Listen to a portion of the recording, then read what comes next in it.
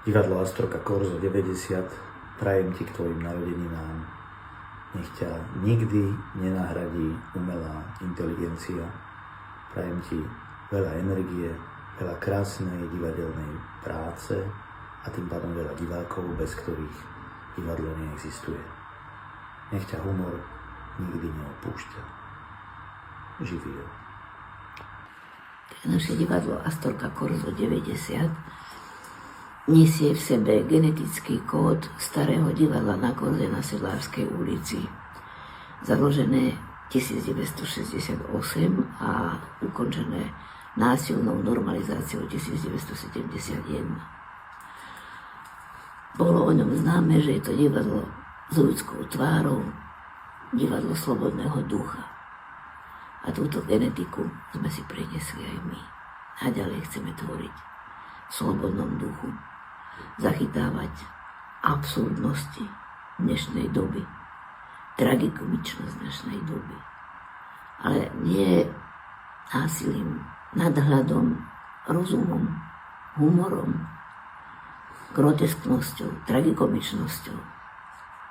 Pretože žijeme v svete naozaj nevídaných absurdít, tragikomických situácií. Ale mojim najväčším želaním je, aby sme aspoň na javisku obnažili dušu človeka, pravdu, jeho podstatu.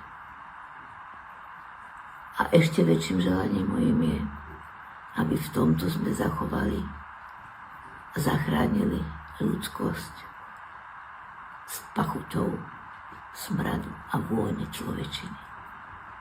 Milá Astorka, v prvom rade ti želám prostredie, v ktorom môžeš slobodne tvoriť a plné hľadisko divákov, ktorí sa vždy radi prídu na teba pozrieť. No tak ja prajem všetko najlepšie divadlu Astorka Korzo 90 a prajem si hlavne, aby celé obdobie tejto zložitej transformácie všetci zvládli v zdraví a vo všeobecnej láske, spokojnosti, vzájomnej pomoci hlavne a aby sme sa dostali ku krásnym inscenáciám, pretože ja si myslím, že to k tomu smeruje. Tak, dobrý deň. Ja prajem divadlu Astorka, nech sa darí tak naďalej, jak sa darilo a všetko dobré k narodeninám, veľa zdravia a veľa divákov, aby boli spokojní, jak boli, tak aj naďalej, lebo my sme najlepšie divadlo. Astorke k jej výročiu prajem, aby stále dokázala otvárať srdcia divákov a mysle divákov pre cestu lásky, viery a nádeje. A aby mladá generácia, ktorá tu nastupuje a začína novú éru Astorky, pritiahla svojich divákov. Naši už skoro vymreli. Milá Astorka, divadlo. Takže je tu tých 36 rokov, čo na mňa Astorka pôsobí. Musím povedať, že začal som vnímať Astorku už ako dieťa a som za to veľmi vďačný. Preto prajem Astorke a som šťastný, že tu som, že tu s nimi môžem vytvárať budúcnosť. Obrovskú budúcnosť prajem. Prajem všetko najzaujímavejšie. Prajem veľmi dobrú dramaturgiu a tlak na branku. Je čas.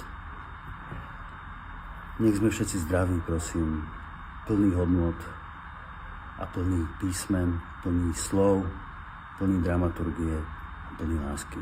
A to myslím úprimne, bez pátosu. Všetko dobré, Astorka.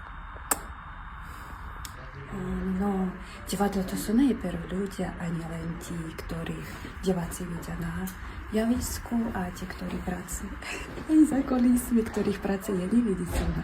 Takže všetci ľuďom, ktorí pracujú v Astorke, prajem šťastia, zdravia a takú tvorivú náladu a celému divadlu. Tak 1. apríla má Astorka narodeniny. Ja som strašne vďačná Zite Furkovej, že vzniklo toto divadlo, pretože som tu vyše 20 rokov a som tu naozaj šťastná ako v rodine. A teraz myslím si, že prichádza také obdobie, ako keby sa tak malo nejako celé renovovať zvnútra aj novými hercami, novými inscenáciami. Je taká doba, aká je, my sa k tomu vyjadrujeme, takže je to všetko teraz trošku ťažšie, ale ja verím, že túto bitku vyhráme a že zase to bude divadlo na prvom mieste na Slovensku.